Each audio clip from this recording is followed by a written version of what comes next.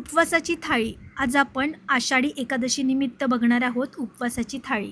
सर्वात आधी आपण बनवूयात वरईचा भात म्हणजेच भगर. यासाठी मी कळसुबाई मिलेट्स यांचं अनपॉलिश्ड भगर वापरत आहे. त्यांच्या सर्व उत्पादनांमध्ये फक्त सेंद्रिय खतांचा वापर केला जातो.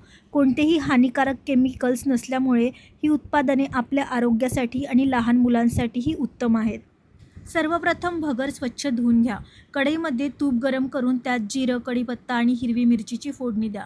त्यात उकडलेल्या बटाट्याचे तुकडे घाला आणि थोडे शेंगदाणेसुद्धा घालू शकता. नंतर आवश्यकतेनुसार पाणी, भगर आणि चवीनुसार मीठ घालून भगर छान शिजू द्या. आता बनवूयात उपवासाचे थालीपीठ. यासाठी मी कळसुबाई मिलेट्स यांची उपवासाची भाजणी घेतली आहे. त्यात बारीक चिरलेली हिरवी मिरची, कोथिंबीर, जिरं आणि एक उकडलेला बटाटा किसून घातला आहे. सर्व साहित्य एकत्र करून मऊसर पीठ मळून घ्या. आता मी इथे एक कपडा घेतला आहे. त्याच्यावर थोडं पाणी शिंपडून त्यावर छान थालीपीठ थापून घ्यायचं.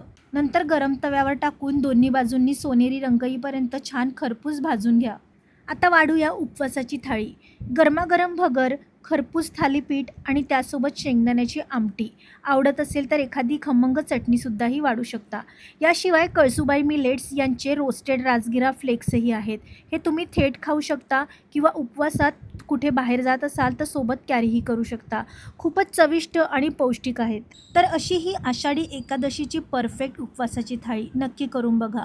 व्हिडिओ आवडला असेल तर लाईक करा, शेअर करा आणि अशाच चविष्ट आणि खमंग रेसिपीसाठी फॉलो करायला विसरू नका.